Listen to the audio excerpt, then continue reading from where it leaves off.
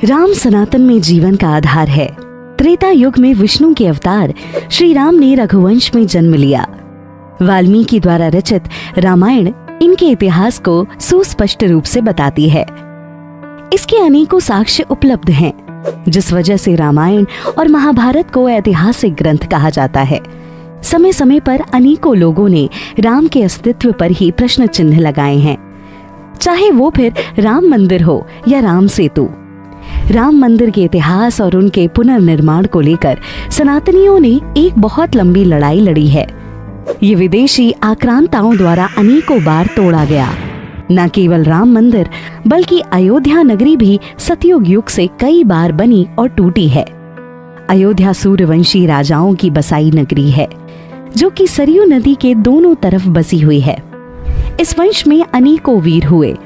सतयुग से लेकर आज यानी कलयुग तक ये नगरी और राम मंदिर दोनों एक अनूठा इतिहास समेटे हुए हैं।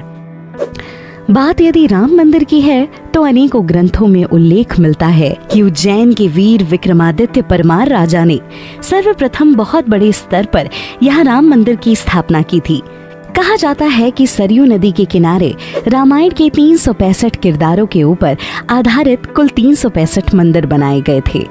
साल के हर दिन को साक्षी मानते हुए उसके बाद अनेकों राजाओं ने समय समय पर इन मंदिरों का जीर्णोद्धार किया।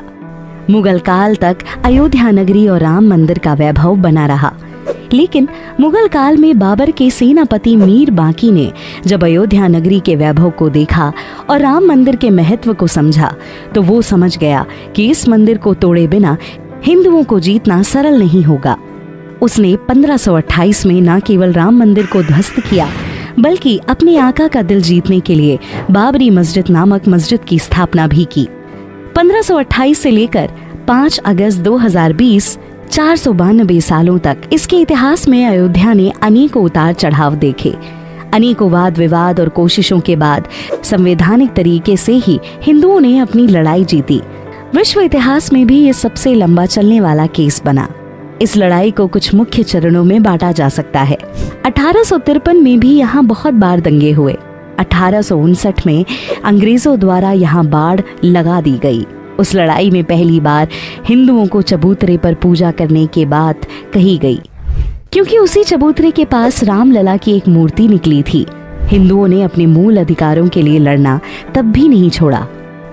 इसमें सबसे बड़ा मोड़ तब आया जब मस्जिद के अंदर से मूर्तियां पाई गई। राम भक्तों में इस बात को लेकर अत्यंत उत्साह था, लेकिन अंग्रेजों ने वहां ताला लगवा दिया, जिससे सब रोष से भर गए और उन्होंने फैजाबाद की कोर्ट में अर्जी दाखिल कर दी। उस अर्जी के अनुसार हिंदू रामलला की पूजा वहां फिर से शुरू करना चाहते थे और विवादित ढांचे में मूर्ति रखने की इजाजत कोर्ट से मांग रहे थे। 1959 में निर्मोही अखाड़े ने भी तीसरी अर्जी दाखिल कर दी।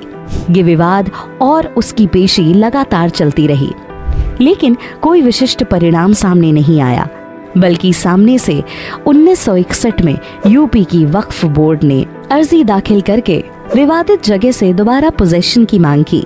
साथ ही उन्होंने बाबरी मस्जिद क्षेत्र से मूर्तियां हटाने की मांग की, जिससे विवाद फिर से बढ़ गया। लगातार 20 वर्ष तक सनातन समाज के लोगों ने संघर्ष करके एक कमेटी का गठन किया, जो कि विवादित ढांचे पर मंदिर की पुनर्स्थापना के लिए लड़े। 1984 तक आते आते ये गठन पूरी तरह हो गया, जिसका परिणाम 1986 में देखने को मिला। ढांचे पर पूजा करने का और ढांचे पर से ताला हटाने का आदेश जिला जज ने 1986 में दे दिया, लेकिन इतने से हिंदू समाज को संतुष्टि नहीं थी। इसीलिए राष्ट्र भर में घूमकर इसका प्रचार किया गया और रथ यात्रा निकाली गई। 1992 में 6 दिसंबर को सभी लोग अयोध्या पहुंच गए और हजारों लाखों कार्यकर्ताओं ने विवादित ढांचे को गिरा दिया।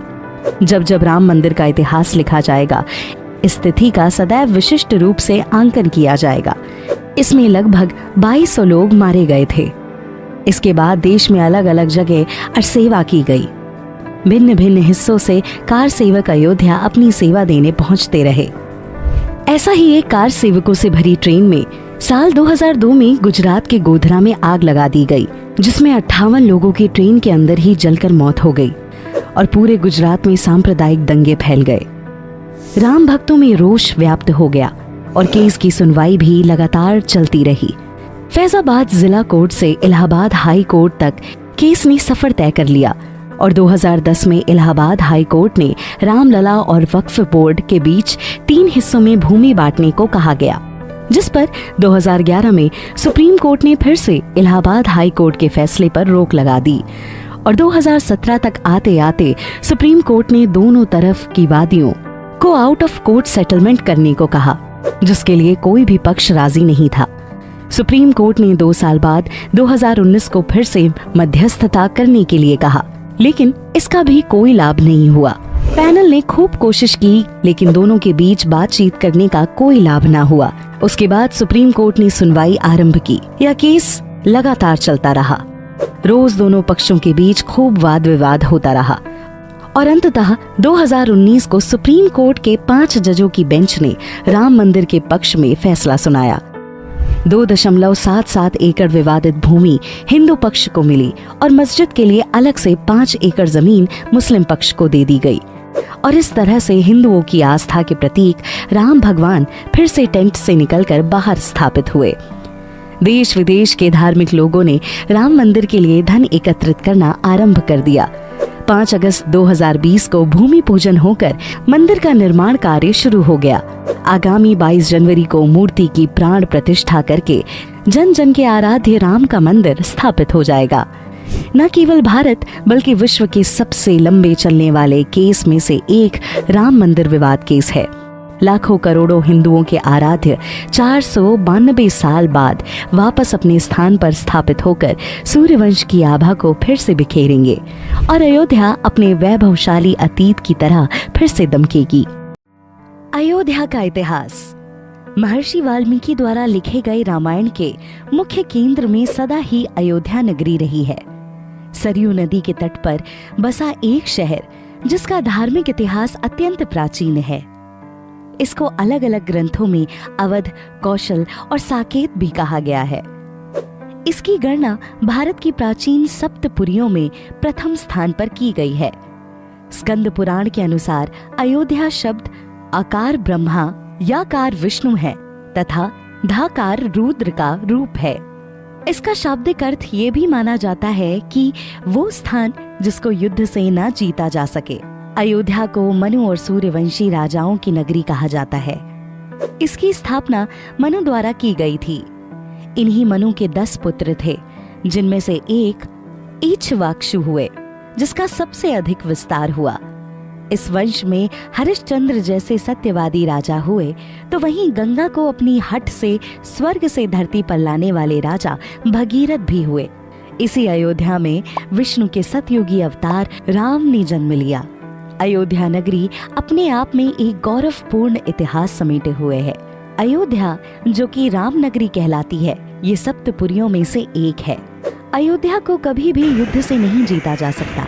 ये सनातन के मूल्यों पर आधारित शहर है, जो सरयू नदी के किनारे किनारे 112 किलोमीटर लंबाई और 36 किलोमीटर चौड़ाई में बसा हुआ है। अथर्ववेद में कहा गया है कि ये ईश्वर का नगर है और इसकी तुलना स्वर्ग से की गई है। स्कंद पुराण में ये कहा गया है कि भगवान विष्णु के चक्र पर अयोध्या नगरी बसाई गई। जैसे शिव काशी का आधार है, वैसे ही विष्णु अयोध्या नगरी का आधार है।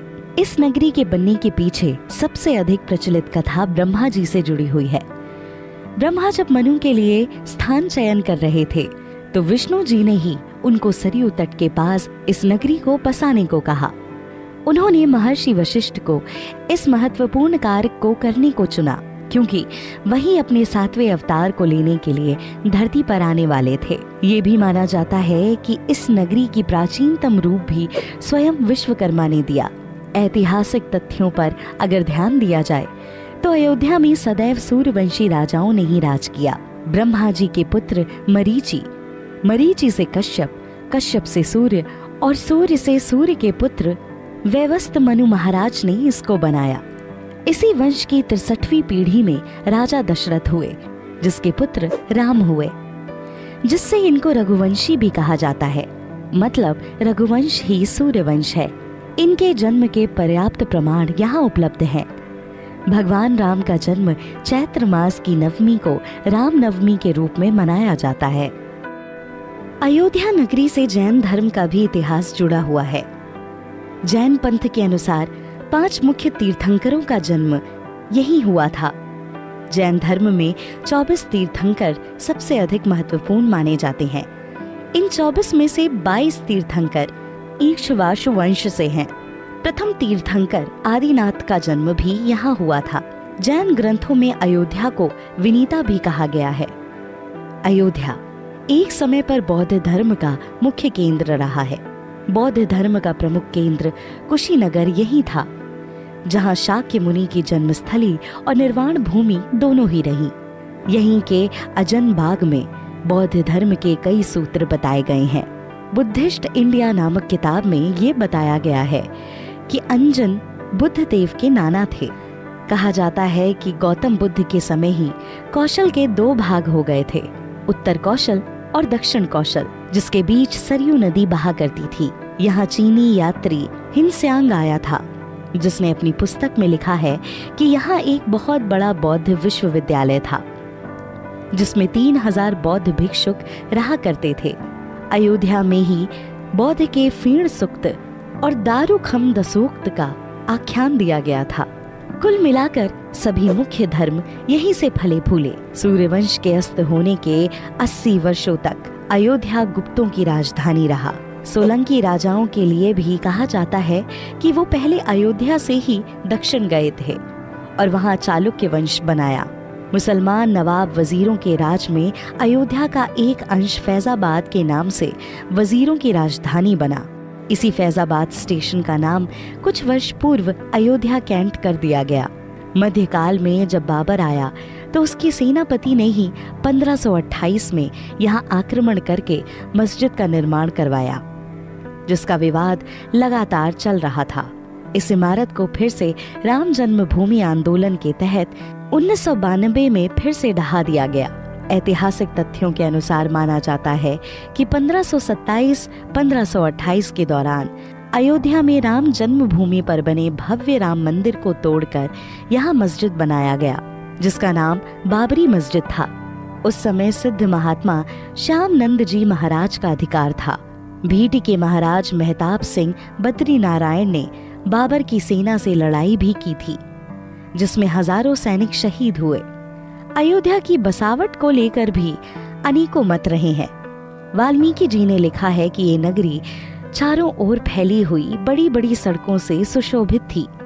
सड़कों पर नित्य जल छिड़का जाता था और फूल बिछाए जाते थे।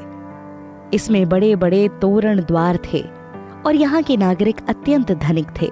इसके चारों तरफ खाई बनी हुई थी, जिससे शत्रुजन यहाँ तक नहीं आ पाते थे। राम के पुत्र कुश ने राजधानी अयोध्या का पुनर्निर्माण करवाया, जिसका वर्णन कालिदास के रघुवंशम में मिलता है, जिससे सूर्यवंश की अगली 44 पीढ़ियों तक इसका अस्तित्व बना रहा। जयपुर का कच्छावा राजवंश इन्हीं कुल के वंशज हैं। लेकिन कहा जाता है कि एक बार फिर से उजड़ी हुई अयोध्या नगरी को दोबारा बसाने की मूल रूपरेखा महाराजा विक्रमादित्य परमार द्वारा बनाई गई। कहा जाता है कि उन्होंने उस समय में कुल 365, जिसमें रामायण के एक एक पात्र की स्थापना की गई थी, हनुमानगढ़ी, हनुमान टीला, सभी मंदिरों में रामायण काल के अवशेष हैं। कनक भवन भी अयोध्या का मुख्य आकर्षण है। मान्यता है कि माता कौशल्या ने सीता को मुख दिखाई में इस भवन को दिया था। उस समय इसकी दीवारें सोने की थी। आज का लखनऊ भी लक्ष्मण द्वारा बसाए गए एक नगर लक्ष्मण नुरा ही है। इस प्रकार से विभिन्न ऐतिहासिक और धर्म ग्रंथों में अयोध्या का उल्लेख मिलता रहा है। सनातन का सबसे प्रमुख आधार होने के साथ साथ जैन धर्म और बुद्ध धर्म के लिए भी ये एक प्रमुख केंद्र है। सिखों के लिए भी इस स्थान का विशेष महत्व है, क्योंकि नानक साहब भी अयोध्या आकर रुके थे। अयोध्या धर्म और आस्था का केंद्र है। यहाँ के कण कण में राम बसे हैं। यहाँ मणि पर्वत में माना जाता है कि राम और सीता ने यहाँ सावन बिताया था। यहाँ वाल्मीकि रामायण भवन में संगमरमर के पत्थर पर पूरी रामायण अंकित की हुई है। इसी मंदिर में राम के नाम का बैंक बनाया गया है। जहां देश विदेश से लोग आकर राम नाम से लिखी कॉपियों को यहाँ रखते हैं। न केवल राम मंदिर बल्कि अयोध्या के अनेकों मंदिरों और धर्मों से जुड़ा अद्भुत इतिहास रहा है, जो अयोध्या नगरी को एक विशिष्ट महत्व दिलवाती है।